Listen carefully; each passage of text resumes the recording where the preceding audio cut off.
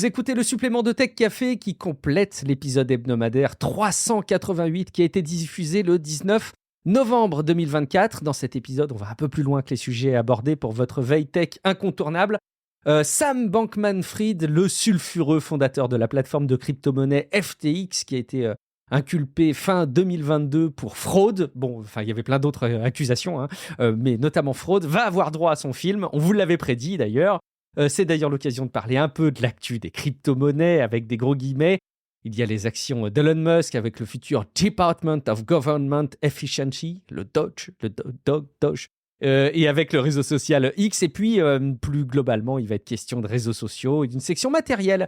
Mauvaise nouvelle, tenez-vous bien, les Kindle de couleur dont on vous avait parlé, ils jauniraient. Moi, à mon avis, c'est une volonté d'imiter de très très très près le rendu du papier qui lui-même jaunit. Ils vont jusqu'à imiter le vrai papier en faisant jaunir les écrans, on verra. Il y a des nouvelles pattes thermiques, des nouvelles puces pour l'intelligence artificielle, une nouvelle version de Wi-Fi. Bref, on va parler de tout ça. Je suis Guillaume Vendée, podcasteur technophile enthousiaste, et je retrouve le responsable du conducteur de cet épisode. C'est Guillaume Poggiaspala. Salut Guillaume, comment vas-tu ? Eh bien écoute, ça va très bien, ça va toujours très bien.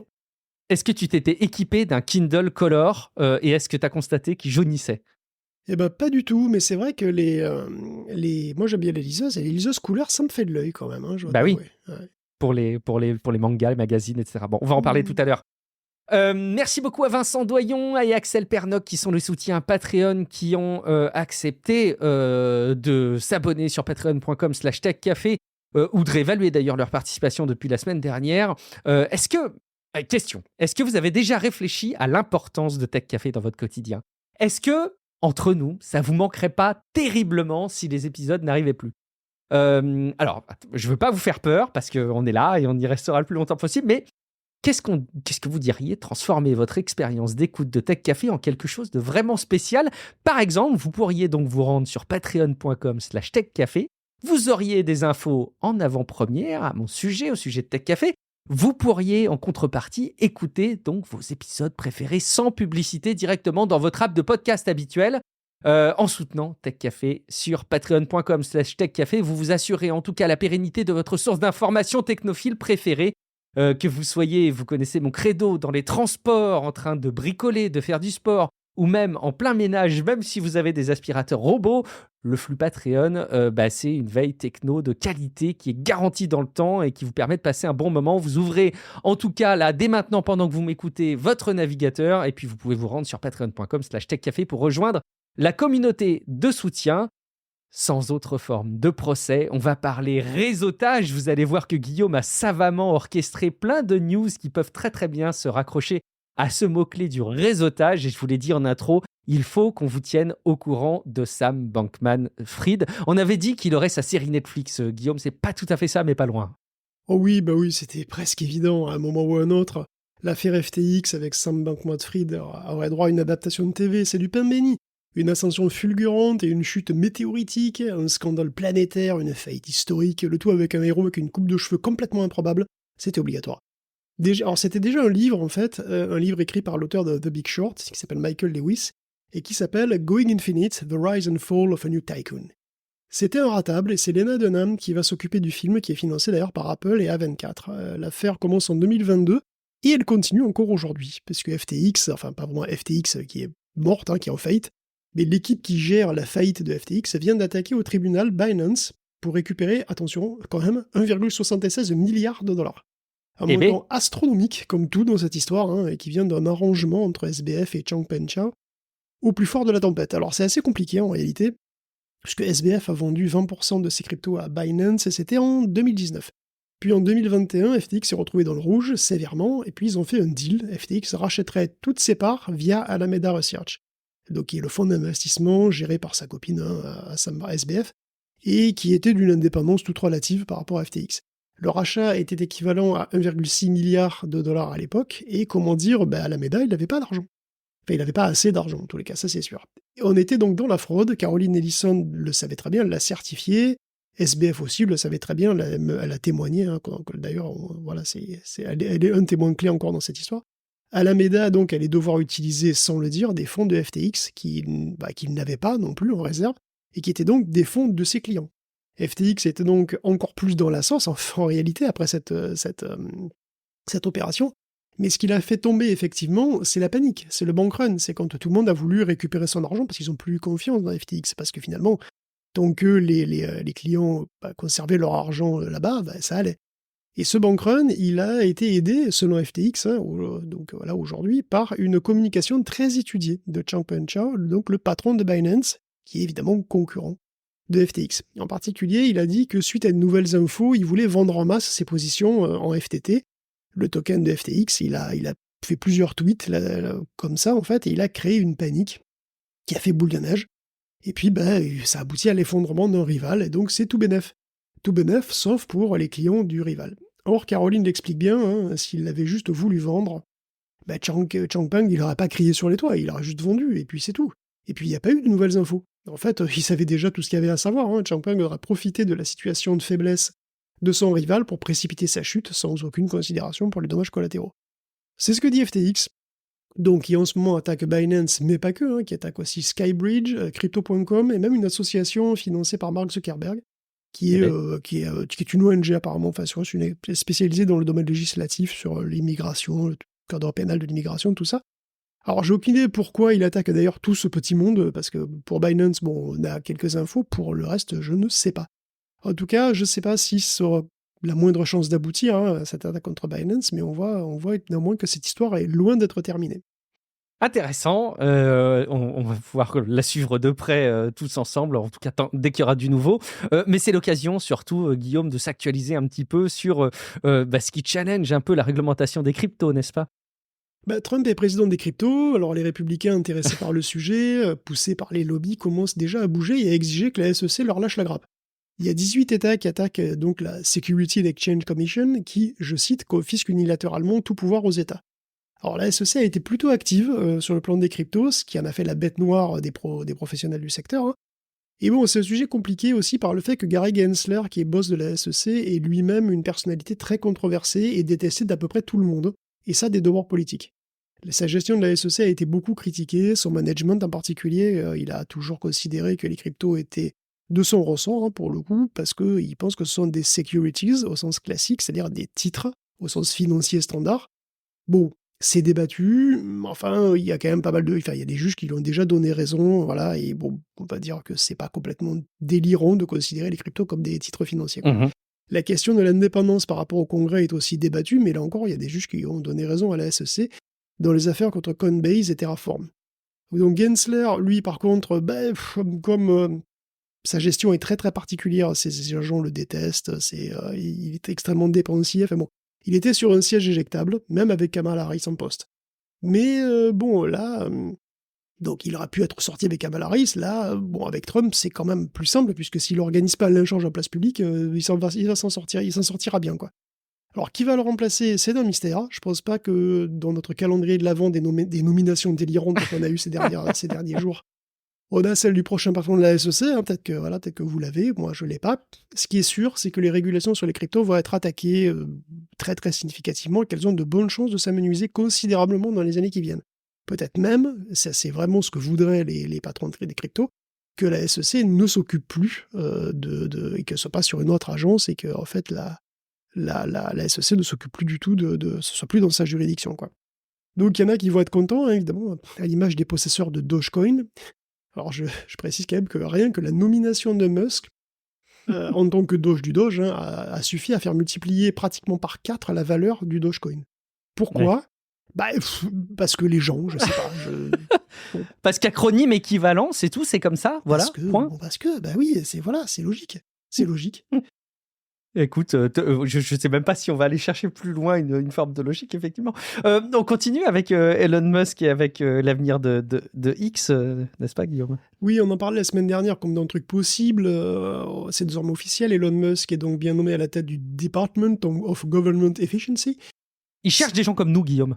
Alors, des gens qui ont un très très gros QI, effectivement, bien entendu. C'est vrai. Donc, Department of Government Efficiency, ça fait donc bien de Doge. Alors, il n'est pas tout seul, puisqu'il va co-animer toute la petite fête là, avec un mec qui s'appelle Vivek Ramaswamy. Alors, comme c'est Trump, l'annonce est toujours complètement abusée et plutôt rigolote, vu de loin, c'est un peu rigolo, puisqu'il y parle du grand Elon Musk et du patriote Vivek Ramaswamy. ces formidables Américains qui vont implémenter ce qui deviendra le projet Manhattan de notre temps, tout ça pour sauver l'Amérique. Alors, j'invente rien, toutes ces expressions sont écrites noir sur blanc. Tout ça pour un cabinet de consulting qui va virer massivement des fonctionnaires. Bon, on est quand même assez loin d'Oppenheimer, mais bon. Enfin bref, qui est Vivek Ramaswamy?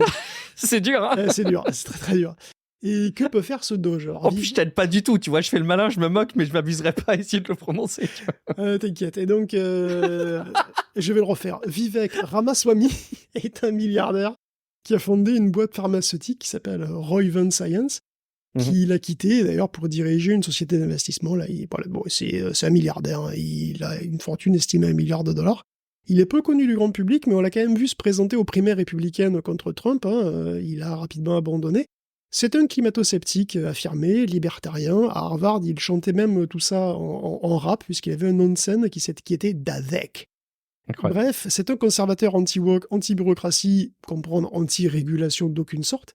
Et donc Elon sera en bonne compagnie, et il appelle même sur X, donc qu'effectivement, quiconque a un gros QI, et une envie de petit gouvernement, par contre, à les aider à faire le ménage. Oui, il appelle des potes pour travailler 60 heures par semaine, donc je pense que je vais m'abstenir. Que seront concrètement, quel que soit mon gros ou petit QI, je pense que je serais pas trop à l'aise. Que seront concrètement Elon et Vivek et ceux qui le rejoindront dans ce fameux Doge? Quel pouvoir réel aura ce Doge? C'est pas clair du tout. Alors le Doge a une date de péremption, hein, parce que Trump a écrit que leur boulot devra se conclure au plus tard le 4 juillet 2026. Et c'est sans doute donc du coup pas un vrai département d'État, dont la création devrait par ailleurs être validée par le Congrès. Congrès qui est aux mains de Donald Trump aussi, donc pourquoi s'embêter? Enfin, le Congrès est à majorité républicaine, là, bon, donc effectivement. Mais pourquoi s'embêter? Tu vois, si le Doge dure qu'un an et demi, bon, je sais pas, c'est pas à quoi. De toute façon, à quoi il servirait une fois que tout le monde aura été viré? Parce que ça peut aller vite, hein, regarde Twitter, c'est allé très très vite quand il est arrivé, Elon. Bon, donc on ne sait pas. Le Doge serait plus vraisemblablement une commission qui ferait des recommandations qui pourraient ou pas être validées par le président. Ça pourrait ne pas être direct et demander encore une fois de passer par le Congrès, hein, sur ce qui est demandé, parce que voilà, parfois il faut quand même l'aval du Congrès, même. Voilà, le président ne peut pas tout faire tout seul, quoi. Mais bon, il a majorité républicaine, donc c'est une couche de lourdeur supplémentaire, mais enfin, il y a quand même beaucoup d'incertitudes. Le président peut avoir des pouvoirs exceptionnels pour réorganiser le pays, mais ça aussi c'est encadré, hein, donc c'est des mesures qui sont normalement temporaires. Donc on sait pas trop, on verra assez vite ce que va proposer le Doge, hein. Qu'est-ce que tu veux que je te dise? Pour le moment, c'est assez désarmant, les nominations de Trump quand même, hein, je suis sur le coup de Chris Wright quand même, climato-sceptique et entrepreneur pétrolier qui est quand même ministre de l'énergie. C'est marrant comme la notion de conflit d'intérêts, ça fait pas partie de leur sphère cognitive. Ça n'existe pas, c'est pas un enjeu, c'est pas une question, c'est assez désarmant, effectivement. Mais oui, on peut effectivement se poser la question du coup de l'avenir de X, comme tu disais. C'est ça que, oui, c'était ça la question. En matière aussi, de réseaux sociaux, oui. Ben oui, parce que c'est une question existentielle qu'on peut se poser sur X quand même, hein, en tant que plateforme. Qu'est-ce que ça va devenir? Qu'est-ce que c'est devenu même, plus ou moins? Puisqu'il y a un début de réponse d'ailleurs sur qu'est-ce que c'est devenu qui nous est apporté par une étude de l'université de Queensland qui montre que l'algorithme de X est très probablement modifié à dessein pour amplifier Musk et d'autres comptes républicains. Oui, bon, je sais, bon, là, c'est une étude, hein, voilà. Je sais que c'est des trucs il y avait, voilà, c'est pas la première fois qu'on a ce genre de musique. Ils ont observé l'engagement sur Musk avant et après le 13 juillet. C'est la date où il s'est engagé en faveur de Donald, hein. Ses tweets ont reçu 138% de plus de vues et 238% de retweets entre avant et après. Une tendance très au-dessus de la dynamique d'engagement typique du réseau, sur le réseau, quoi. Et une explosion qui est bien localisée dans le temps, qui affecte aussi, même si c'est dans une moindre mesure, d'autres comptes de la même branche politique, donc républicaine.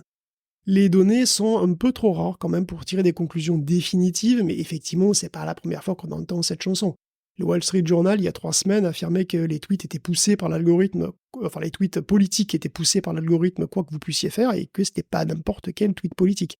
Le Washington Post arrivait à la conclusion que les républicains postent plus, mais sont surtout plus viraux sur X que les autres bords politiques. Les résultats d'études probants sont pas simples à avoir, hein, quand même, hein, parce qu'il y a plus d'accès gratos à l'API pour les chercheurs, hein, maintenant, donc voilà, c'est un petit peu comme Facebook d'ailleurs, où il n'y a plus CrowdTangle maintenant. En attendant, le Guardian quitte purement et simplement le réseau, hein, comme l'avait fait NPR ou PBS en leur temps. X attaque aussi la loi californienne contre les deepfakes. Alors, c'est les deepfakes politiques en période d'élection. Alors bon, qu'on soit pour ou contre cette AB 2625, la loi ne vise pas directement X, elle ne lèse pas X directement. Je veux dire, le fait que X se mêle de ça, c'est une décision qui est purement politique. Et ça montre à quel point X est surpolitisé. C'est à tel point qu'on peut se demander si c'est encore un réseau social ou, comme le formule le Guardian, un outil de propagande. Ce qui a été clairement... On a vu dans la campagne que c'est ce qu'il a quand même tenté d'être. À quel point il aura été efficace, par contre, aucune idée. Quantifier l'impact de X et de Musk sur l'élection, bon, ça, évidemment, c'est un boulot qu'il faudra faire a posteriori, ce sera pas un boulot facile. Mais il se murmure même qu'il pourrait y avoir une fusion Truth Oh là Social là, X. oui. Incroyable. C'est ce qu'on peut lire dans The Independent, par exemple, entre autres. Hein. Et ça veut dire plein de choses sur ce qui est devenu X quand même. Hein. Et c'est clair que depuis la reprise de Musk, la couleur du contenu de X est quand même rapprochée de celle de Truth. En partie. Alors, financièrement, je vois pas du tout pourquoi Musk ferait ça, ça n'a aucun sens. Trump serait ravi, par contre. Donc, c'est pas du tout fait. Je vois pas pourquoi Elon ferait ça, très honnêtement, mais bon. C'est des trucs qui... Enfin, le simple fait qu'on se pose la question, ça veut dire énormément de choses, je pense. Hein. Et du coup, la question de la nature de la mutation de X, elle est douloureuse. Elle concerne un peu vraiment tout le monde, parce qu'elle est douloureuse aussi pour les publicitaires. Maintenant que le proprio de X est dans les petits papiers du futur président, éviter de s'en faire un ennemi, c'est un argument qui pèse plus. Si on en croit Lou Pascalis, qui est boss de la boîte de consulting marketing AJL, il est probable que certaines marques reviennent. La légitimité de Musk a pris un gros coup de boost, hein, de même que X, qui va devenir un canal de communication officiel. Non, parce que déjà, pendant la première mandature, Twitter était quasiment un truc officiel de la Maison-Blanche. Là, t'imagines le truc. Donc, effectivement, et on sait qu'il y a déjà pas mal de divisions chez les annonceurs, hein, c'est-à-dire revenir ou pas. Malgré le contenu, parfois, qui est ce qu'il est, quoi. Est-ce que X devient plus inévitable aujourd'hui qu'il ne l'était il y a un mois? C'est compliqué. Donc, c'est compliqué pour les annonceurs, c'est compliqué aussi pour nous, pour les autres pays, parce que si X devient comme Truth, ça pose un problème hein, pour l'Europe, parce que Truth, c'est un réseau qui n'est pas modéré, sur lequel il y a des contenus qui sont compliqués. En Europe, il y a des régulations, il y a le DMA, le DSA, le RGPD, tout ce que vous voulez. Bon, si X continue à dériver comme il le fait et se troufise de plus en plus, il va y avoir des gros soucis avec la régulation européenne. Hein. Et d'ailleurs, on sait aussi que Trump déteste la régulation européenne, qu'il est archi contre le DMA et le DSA. Il va certainement faire pression pour les dégager. Il va falloir tenir bon, je pense. Hein. Donc tout ça, c'est des affaires qui sont un peu... Voilà, tout est lié et interdépendant, bon, donc c'est des affaires compliquées qu'on va suivre au fur et à mesure, évidemment.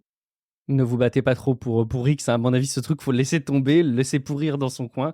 Et go Blue Sky, guillaumefordé.fr sur Blue Sky.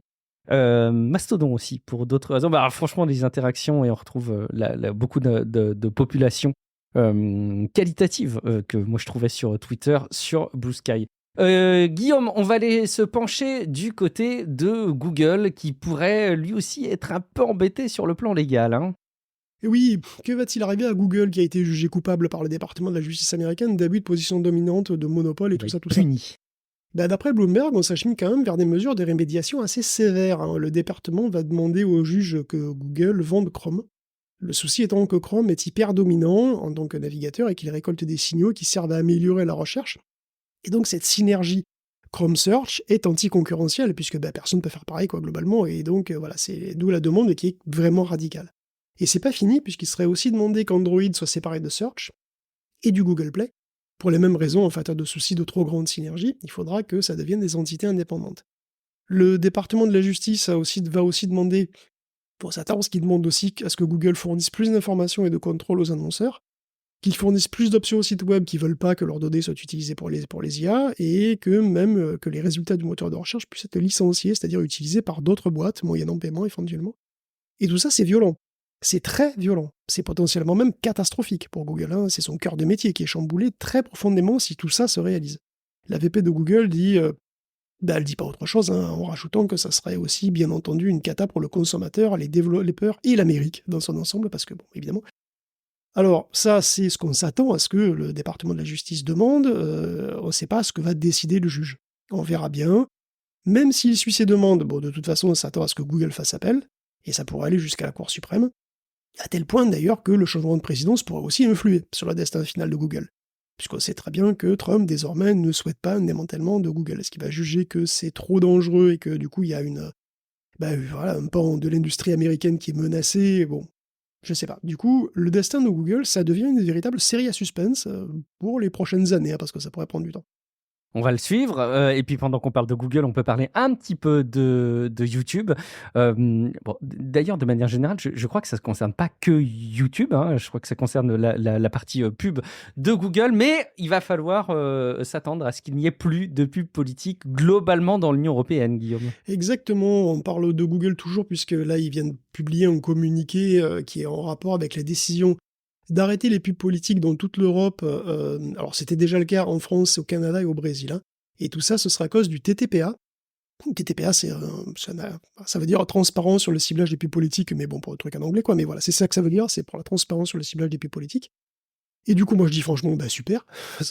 On s'évite en Europe hein, les aberrations de cynisme qu'on a vues aux États-Unis et dont on a parlé hein, dans les précédents épisodes, et c'est parfait. Pas comme si on n'avait pas assez de pubs sur YouTube, de toute façon. Donc YouTube qui va d'ailleurs lancer une autre fonction musicale, le remix génératif. Et c'est toujours dans le cadre des fonctions Dream Tracks qui permettaient déjà de générer des chansons via un simple prompt, avec les voix d'artistes, voilà, des voix qui ont bien voulu louer la leur. Hein. Donc il y avait Demi Lovato, Sia, John Legend et d'autres chanteurs que je ne vais pas faire semblant de connaître. La fonction de remix permet de créer une variation des chansons générées, comme on peut le faire avec des images, et ensuite utiliser ça comme son en priorité pour faire des vidéos courtes, hein, donc les shorts, qui sont un petit peu voilà, les versions pour se tiktokiser comme il faut. Quoi. Alors Google fait ce qui ressemble de plus en plus à un mini audio dans YouTube, avec un modèle qui est propriétaire, hein, c'est DeepMind qui l'a créé, qui s'appelle Lyria. Et bien sûr, tout ça s'accompagne de gros chèques faits à Universal Music, parce que, pas taper, attention, évidemment, ils ont une délicatesse déjà avec Udio et Suno, on sait très bien, qui peuvent attaquer. Alors pour l'instant, on n'a pas d'infos sur le succès de ces fonctions, mais c'est des trucs qui vont se généraliser très probablement sur un petit peu toutes les plateformes vidéo, forcément. On continue, Guillaume, avec l'Australie qui prend une décision assez forte en matière de protection des adolescents quant à l'usage des réseaux sociaux. Et oui, en Australie, les réseaux sociaux seront bientôt interdits au moins de 16 ans. Ça couvre explicitement TikTok, Facebook et X. X pour lequel j'aurais mis une interdiction avant 76 ans, perso. Il est bien probable avant 110 ans. Voilà. Il est bien probable que YouTube fasse aussi partie du lot. La loi fait partie du pack destiné à protéger les mineurs des deepfakes, du harcèlement, tout ça. Il y a tout un pack d'encadrer les ados de rencontres aussi, il y a tout un pack de lois. Cette interdiction est accompagnée de sanctions pour les plateformes, mais pas pour les utilisateurs. Donc ça sera à elles de s'assurer de l'âge de leurs utilisateurs. Comment ? Un peu comme ils peuvent. Biométrie, analyse de la voix, du comportement, parce que bon, les plateformes, je cite, connaissent mieux que personne leurs propres utilisateurs. Donc écoute, ok. Alors, c'est sans doute vrai. Après, distinguer entre un gamin de 15, 16 ou 17 ans, bonne chance. Meta a d'ailleurs dit dans un communiqué que la vérification était un point délicat, hein, et qu'il fallait pas se rater, que bon, il était un petit peu, c'était compliqué quoi. Clairement, la vérification de l'âge sur Internet, elle vend en poupe, manifestement, et ça nous concerne aussi, puisque tout ça nous amène très naturellement à notre propre situation, hein, car évidemment. Ça y est, hein, les sites porno commencent à être bloqués en France. Alors, depuis le temps qu'on en parlait, il fallait bien s'actualiser, il fallait bien qu'il y ait des actions qui soient menées quand même. Alors là, il y a 4 sites apparemment qui s'appellent Tukif, Xhamster, Ici Porno et Monsieur Sexe. C'est des URL qui ont des noms sans ambiguïté, hein, on apprécie. Qui sont bloqués par Orange et SFR, Free et bientôt Bouygues Télécom. Monsieur Sexe, en fait, refuse de... Ça me fait marrer chacun. Monsieur Sexe refuse toute connexion issue de France. Quel mal au truc. Il refuse de lui-même. Alors que j'ai pas réussi du tout à me connecter à Xhamster sur mon mobile, oui, parce que j'ai testé un journalisme total. La distinction a son importance, puisqu'a priori, les sites porno ne sont pas interdits. Hein, il n'y a pas une interdiction contre Xhamster. Et en fait, ils doivent juste vérifier de manière probante l'âge de leurs utilisateurs. Pour ça, la solution retenue en France, qui est plus ou moins provisoire, on ne sait pas trop, c'est la carte bancaire. Jusqu'à mieux, quoi, on va dire. Et on va pas revenir encore une énième fois sur le sujet, on a déjà parlé plein de fois sur ce qu'on en pense. Là, il s'agit donc de bloquer des sites qui n'implémentent pas ces mesures. Alors, c'est le cas des 4 sites en question, hein, qui sont bloqués au niveau DNS, blocage qui est donc, du coup, très simple à contourner, hein, mais même si tu le fais, Monsieur Sexe refusera la connexion si elle vient de France quand même. Alors que dans le cas de Xhamster, ça passe très bien. Si vous changez de DNS, Xhamster, vous y avez accès. Oui, j'ai essayé aussi. Bon. Donc, du coup, pour Monsieur Sexe, il faudra un VPN obligatoire avec une IP étrangère, ce qui est déjà un poil plus sophistiqué, en tout cas pour un gamin de 14 ans. Je suppose, le temps qu'il découvre Opéra, ou un tuto YouTube, ce genre de truc. Hein. C'est clair. Mais bon, ce qui est bizarre, c'est que Pornhub, lui, il fonctionne normalement. Je sais pas pour combien de temps, Je comprends pas trop comment tout ça fonctionne en fait, parce que Pornhub Non, fonctionne je comprends normalement, il y a toujours rien. pas il y a toujours pas de vérification d'âge sur Pornhub non plus. Donc je sais pas, peut-être qu'en 2025, la plupart des sites connus seront bloqués ou derrière une vérification de carte bancaire. Je sais pas. On Pour comprend l'instant, c'est rien. en cours. C'est en cours. Mais en plus, le truc là, ça aurait dû être fait il y a 2 semaines, je crois. Le blocage de ces 4 sites, ça a pris du retard. Donc il y a probablement encore du retard. Bon, Des courriers qui doivent être envoyés par la poste, voilà, probablement, le temps que ça probablement. s'ouvre et tout.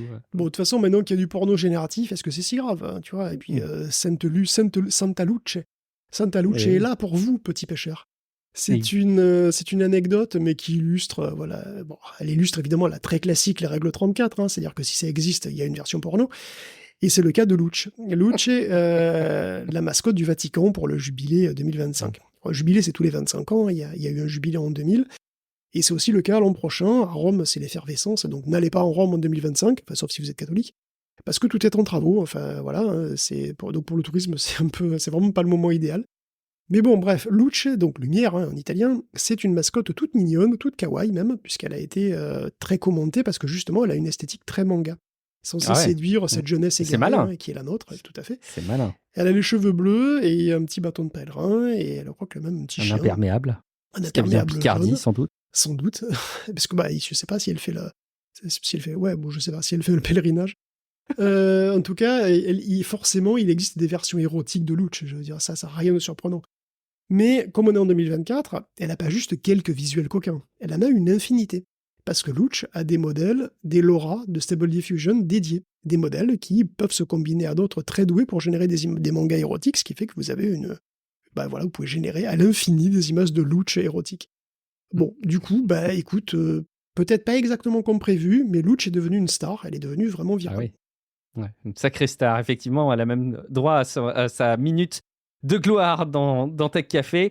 On continue avec les réseaux sociaux et avec Meta, qui continue à chercher hein, concernant la mise en application des dispositifs réglementaires en Union européenne, Guillaume. C'est pas très clair.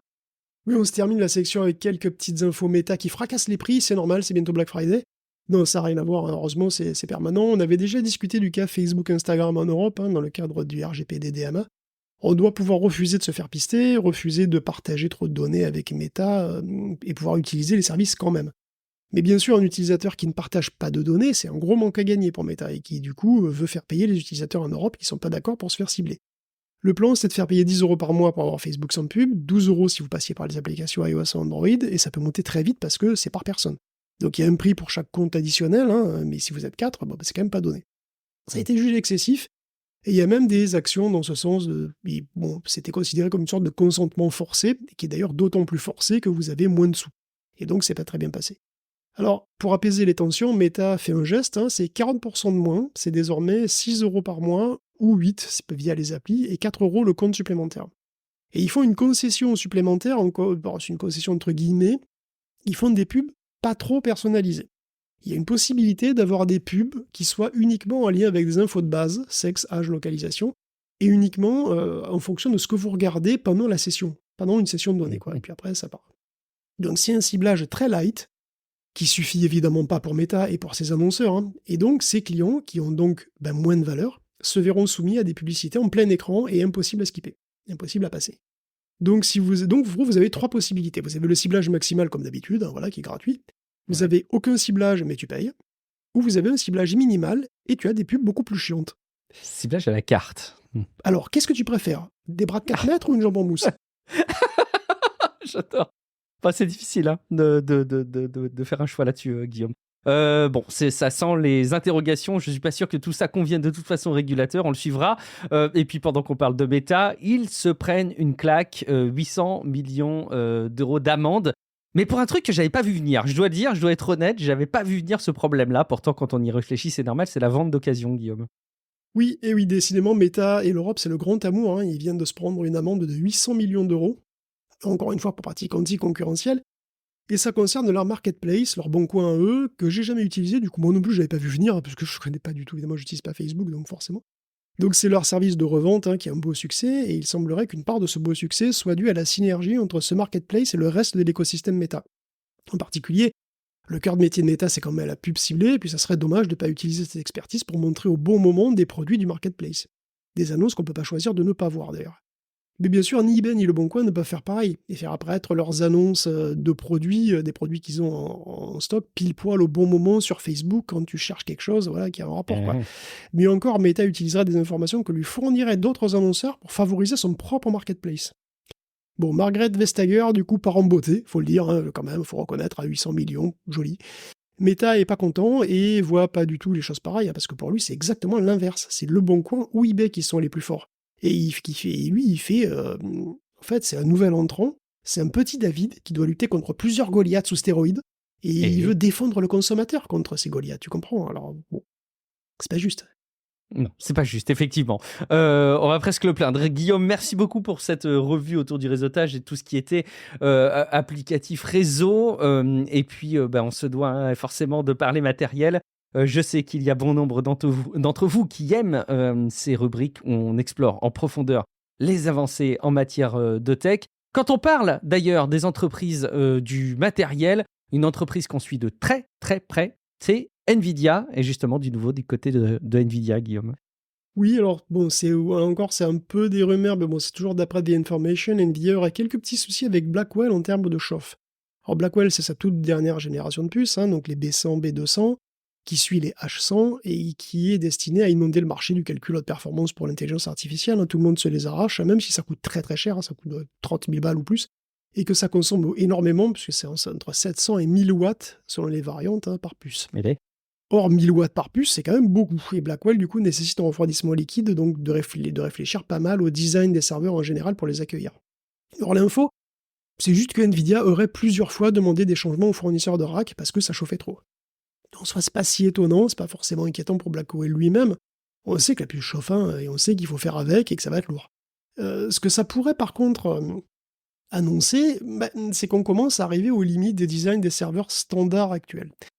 Et ça, c'est quand même un souci potentiel, peut-être pas pour Blackwell, mais peut-être pour les successeurs de Blackwell, si ça continue.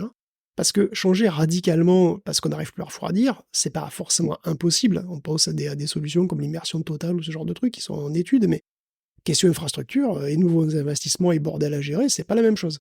S'il faut tout revoir, ça va être encore bien plus cher que beaucoup trop cher, comme c'est maintenant. C'est déjà beaucoup trop cher.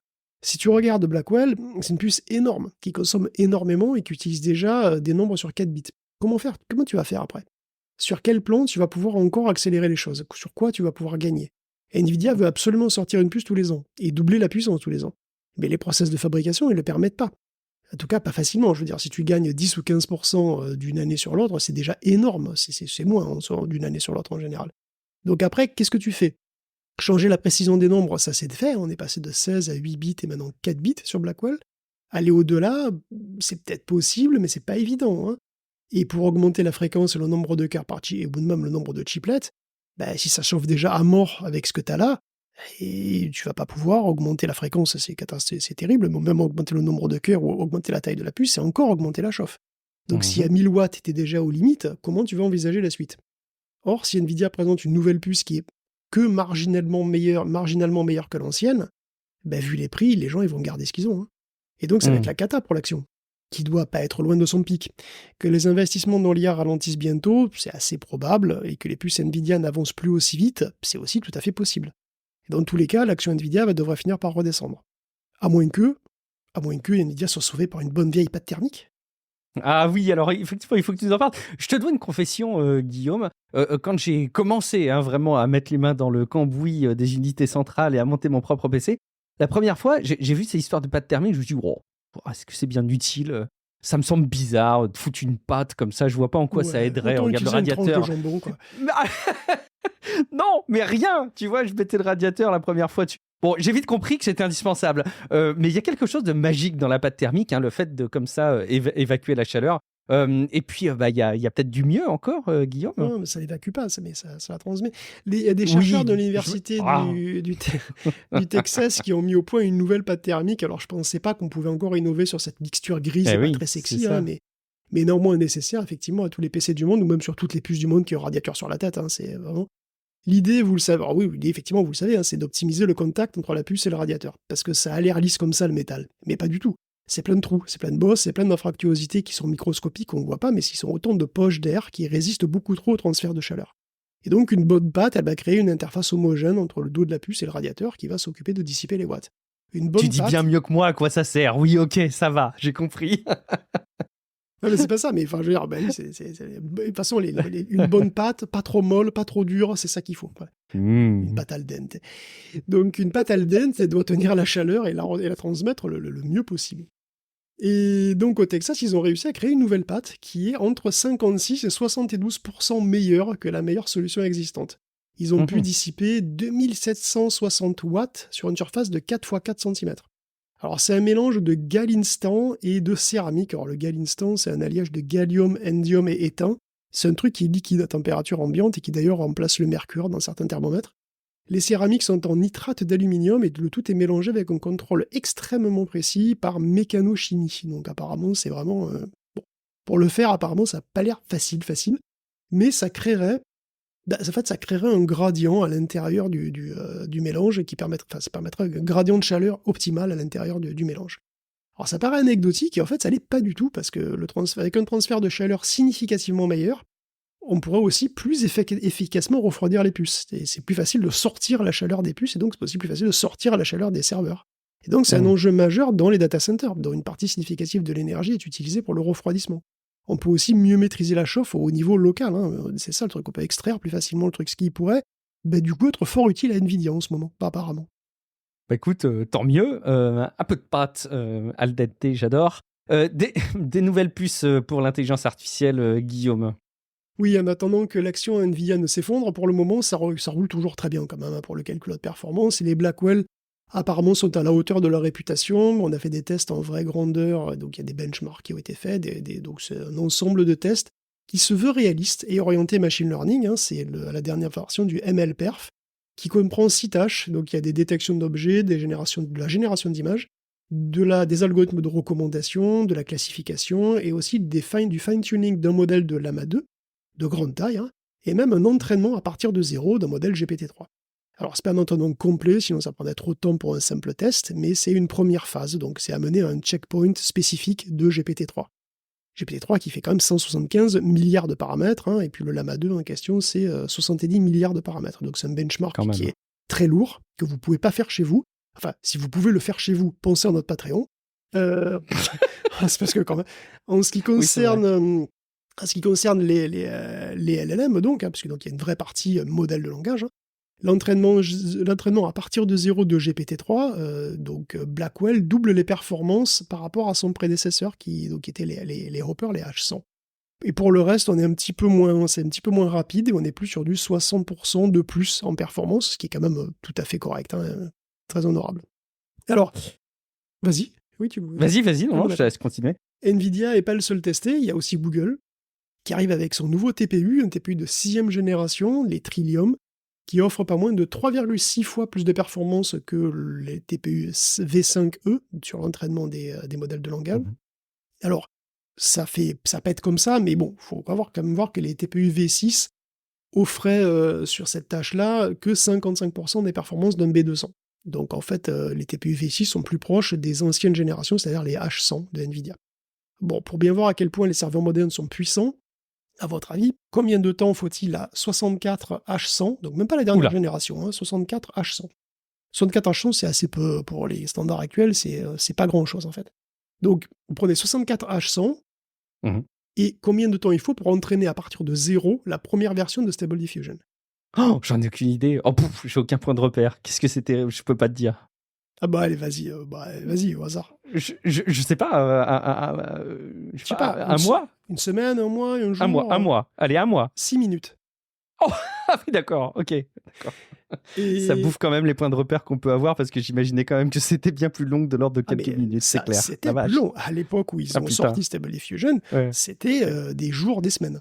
Là, si tu utilises... donc j'étais pas si loin que ça avec mon mois, alors ça va. Non, mais c'est ça le truc, c'est que c'est passé de quelques jours, semaines, pour la version totale, probablement une semaine de cet ordre-là, à 6 minutes sur 64 H100.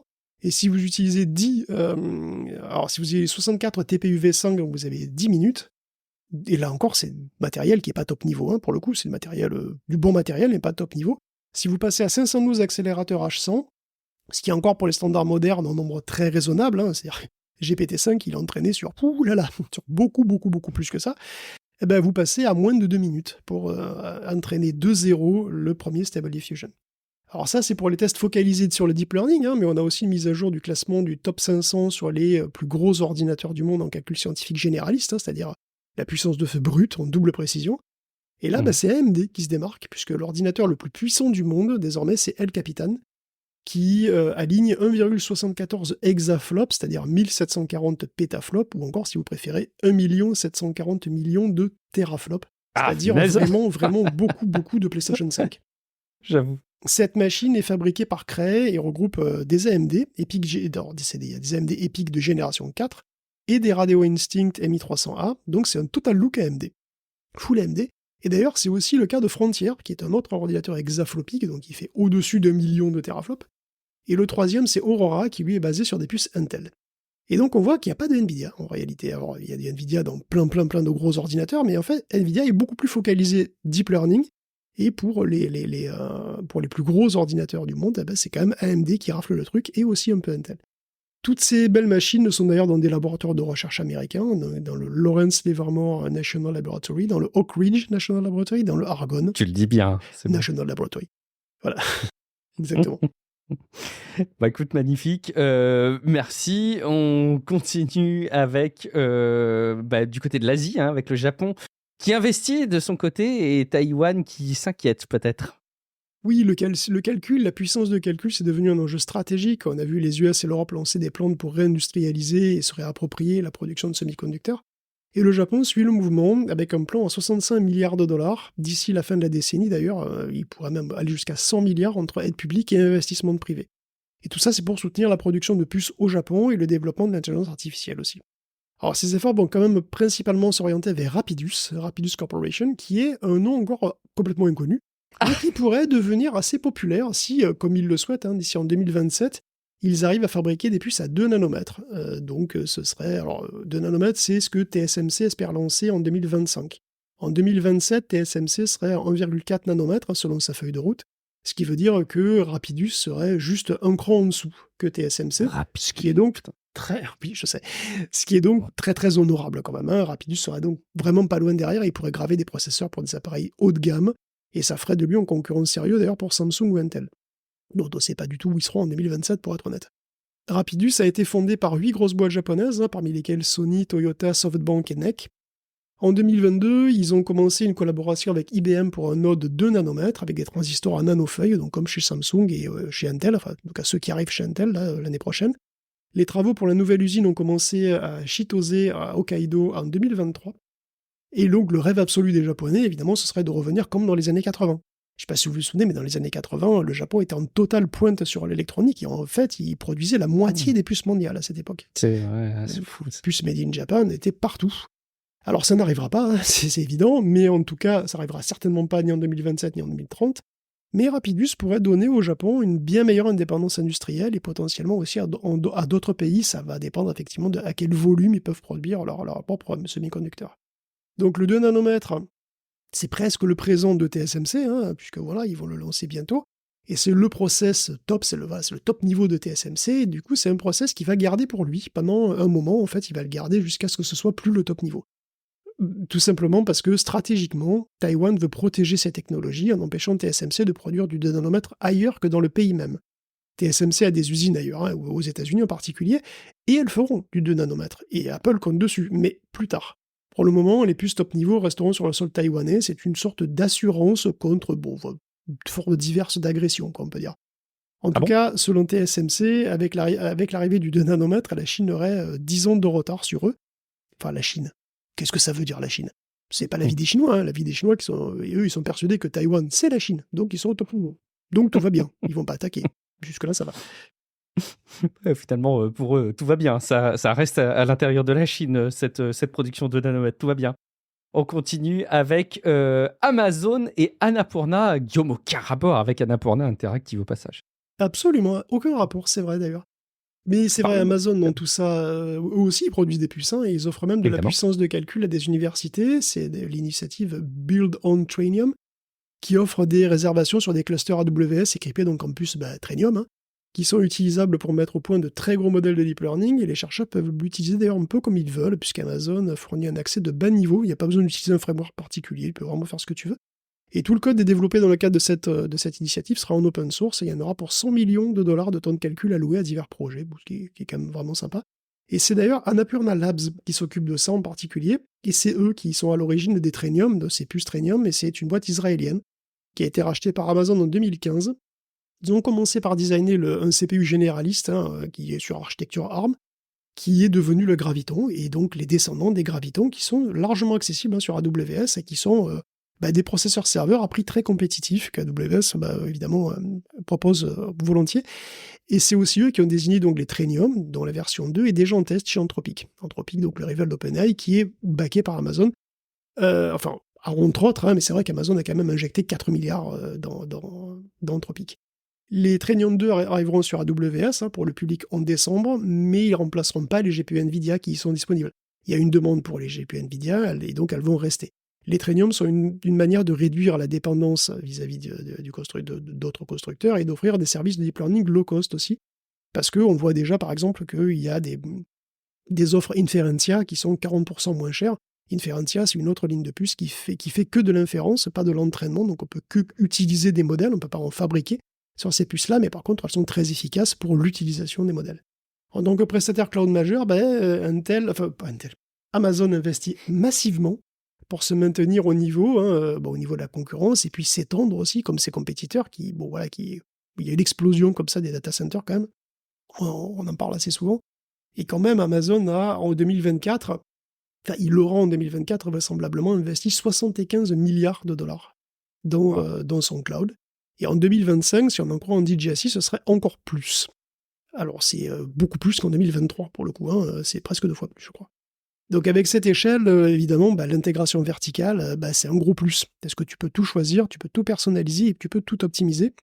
Et puis tu es indépendant. Donc tu sais, tu as tout, tu possèdes tout, de la puce jusqu'au serveur en passant par les logiciels qui sont dessus. Et c'est aussi ce que font Microsoft et Google, dont on a parlé de leurs propres offres logicielles et processeurs serveurs et intelligence artificielle aussi. Parce que les Xeon c'est bien, les H100 c'est puissant, mais c'est méga cher. Et donc avoir ses propres CPU et GPU à mettre dans ses propres serveurs, c'est un gros avantage, ça fait des économies qui s'additionnent très très vite, quoi. Ok, et pendant qu'on parle d'Amazon, il y a du nouveau du côté des lunettes de réalité augmentée, Guillaume. Oui, Amazon comme Meta fait des lunettes connectées, les EcoFrame, alors comme les Ray-Ban. Je les avais pas du tout en tête, c'est fou. Comme personne, manifestement, puisqu'ils en ont vendu 10 000. Et c'est quand même la 3e génération. Alors que les Meta Ray-Ban, vraiment, c'est un sujet dont les gens parlent, en tout cas, l'industrie de la tech parle. Oui, alors que pourtant, elles n'ont pas l'air beaucoup moins bien que les Meta Ray-Ban. Mais non, c'est peut-être pas des Ray-Ban. Ouais. Alors qu'est-ce que tu veux? Le swag, c'est ça. C'est ça, c'est la classe, c'est tout. Exactement. Et donc, qu'est-ce qu'elles font les EcoFrame? Elles font comme les Ray-Ban, elles donnent un accès à Alexa, elles ont c'est des lunettes normales avec donc juste un micro-casque intégré, plus ou moins, c'est un peu l'idée, toujours. Et comme personne n'en veut, finalement, Amazon s'est dit qu'il pourra bien les utiliser lui-même, pour booster encore un petit peu la productivité des livreurs en particulier. Alors, parce que booster sa productivité, c'est bien, c'est des livreurs qui pourraient gagner quelques secondes, voire quelques minutes même, si ils avaient jamais aucune hésitation de savoir où aller. Quelle ruelle prendre, quelle porte choisir, s'ils avaient les mains libres pour porter encore plus de colis. Amazon serait donc en train de tester un dérivé des EcoFrame, dont le nom de nos codes serait Amelia, et qui aurait un écran intégré. Donc à la différence des EcoFrame standards, ce seraient des vraies lunettes de réalité augmentée avec un petit écran pour afficher des informations.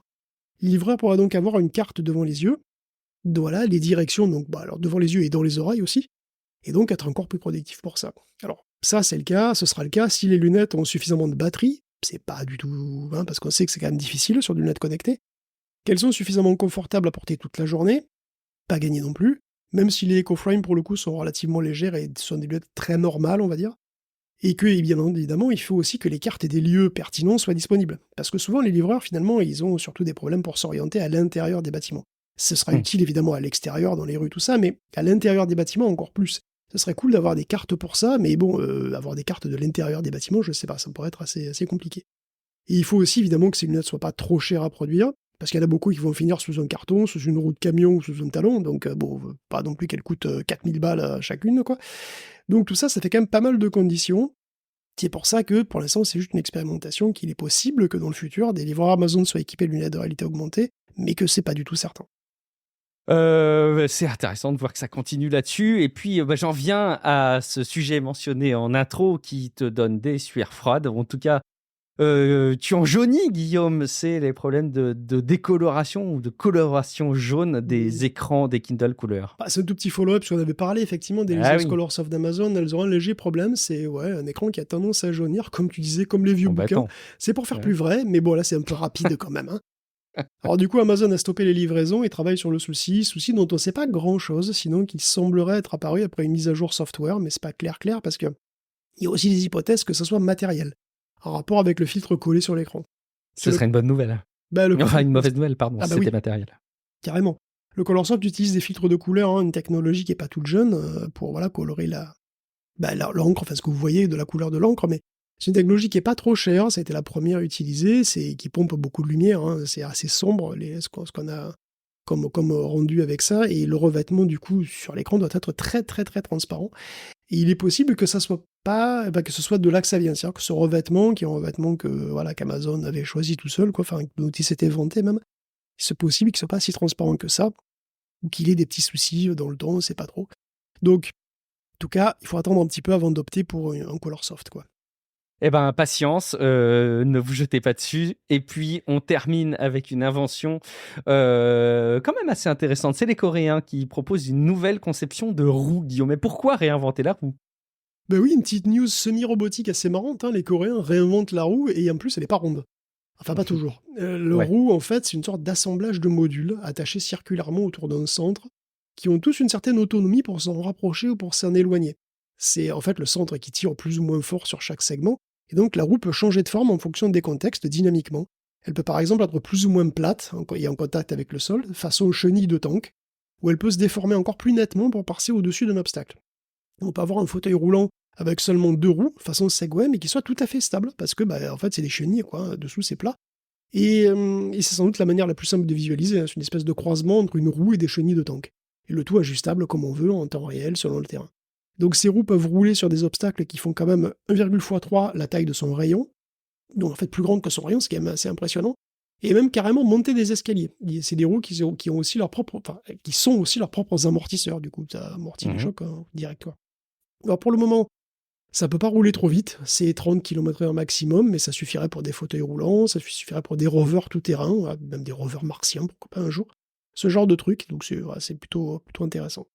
Bravo les Coréens de réinventer la roue, comme tu le dis, c'est formidable. Merci Guillaume pour cette veille complétée de l'épisode hebdomadaire par cet épisode supplément qui arrive au niveau du week-end et qui arrive normalement 24 heures avant pour les abonnés sur Patreon. J'espère que vous avez été divertis durant un petit moment, mais aussi que vous avez une veille complète sur l'actualité des nouvelles technologies, que ce soit en matière de services et en matière de matériel. En attendant, évidemment, si vous êtes convaincu par le format, je vous invite à venir nous soutenir sur patreon.com/techcafé. En attendant un passage à l'abonnement mensuel, vous participez au financement uniquement d'un épisode par semaine. Donc n'ayez pas peur, vous ne financez pour l'instant que les épisodes hebdomadaires. Bien entendu, je vous invite aussi à déposer des avis sur Apple Podcast et sur Podcast Addict et déposer également des messages sur le serveur Discord, techcafé.fr/Discord pour réagir. Vous pouvez discuter entre vous et avec nous de tech, mais aussi de sujets moins tech. On a pu parler cuisine ou lecture. C'est pour vous dire. Et puis, on peut se retrouver aussi à titre individuel. Guillaume, où est-ce qu'on va pouvoir te retrouver ? Écoute, moi, on me retrouve à revendre toutes mes actions Nvidia imaginaires. Je vais me faire un max de pognon imaginaire.